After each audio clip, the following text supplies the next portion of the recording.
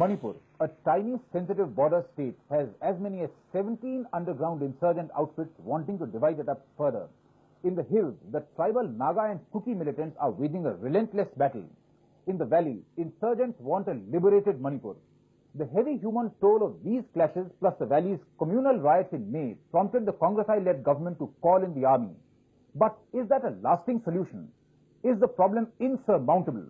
The Newstrack team visited remote Kuki and Naga villages in the hills to find out. They also travelled on the banned National Highway 39 from Imphal to Moreh at great risk to their lives. Mini Ved reports.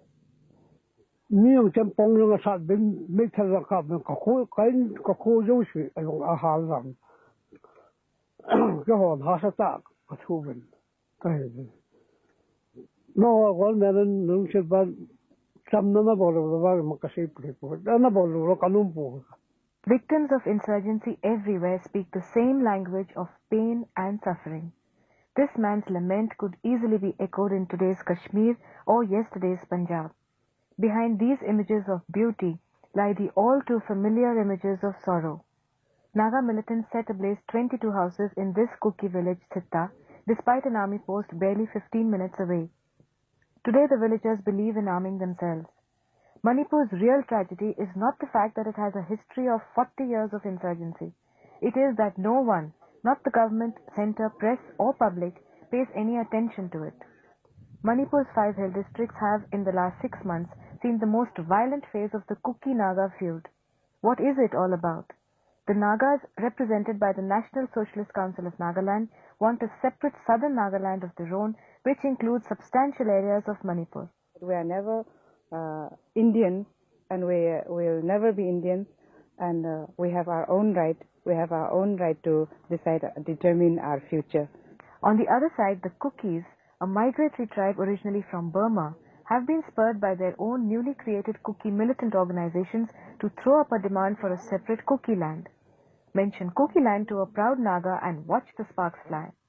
Kalla atum hiya nagawi ngalay hili ralaga nagawi ngalayli itum ngayin kui sage pam sage da acha awo yi thodai tax milaga pamra ka haine chui wang aina Kuki na itum Homeland Manipur hili homeland tanra kachi hiya atumwi right malay lak mane kala nagawi ngalay hi tot ak hina dangdam mami mara kachi hi itumwi nagawi paisin. For decades, Kukis paid taxes, land tax and a Nagaland tax to the NSCN. But after the NSCN split in 1988, new Kuki militant outfits were born and the rules were changed. Kukis now refuse to pay taxes. Today, this is the main bone of contention. Government in Atadala underground Naga Hokama tax pay doesn't take a period to below government Kamajenga is in Naga Hopipu. This impasse has led to a vicious chain of attack, reprisals, killing, razing of homes and hounding each other out. More than 150 lives have been lost in the last 6 months. Is there any solution in sight? There has to be a political solution, and it is the government who has to bring that to the table. Both sides, inflexible in their positions, place the onus of a solution onto the Manipur government, which is clearly in a no-win, or rather can't do anything to win situation. It can't have separate homelands and it can't curb insurgency.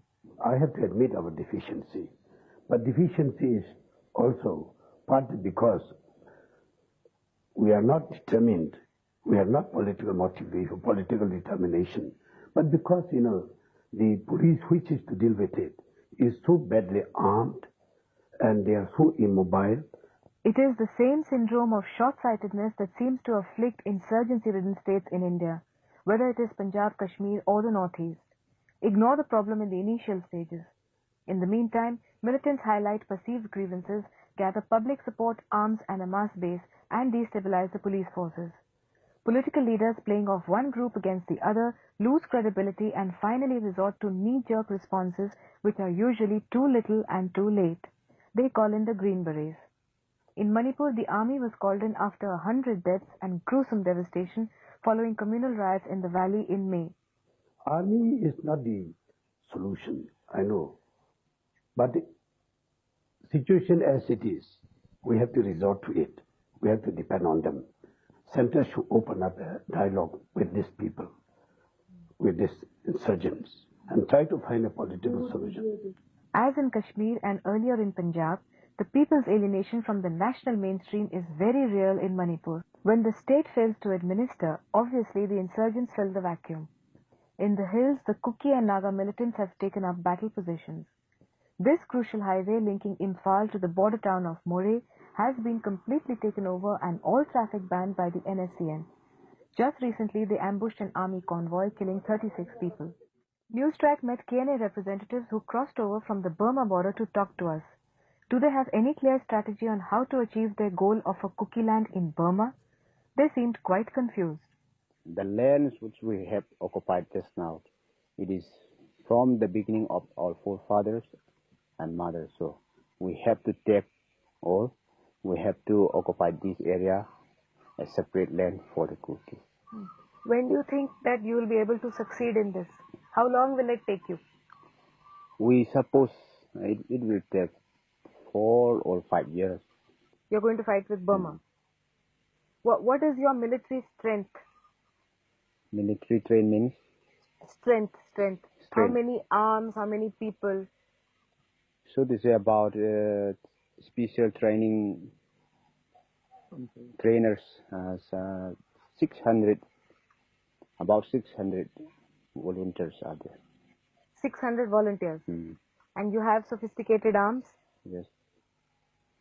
We have sophisticated arms like G3, M16, AK-47. Do you care about what happens to Kukis in India? If this tension or this harassment or torture will be going so long, some days we can revenge or we can take necessary action. With their ongoing economic and traffic blockade of the Imphal-Moreh road, the NSCN has openly served notice on the KNA. Who wins the battle for Moreh and who emerges the stronger in the Kuki-Naga conflict will definitely not be decided in the near future.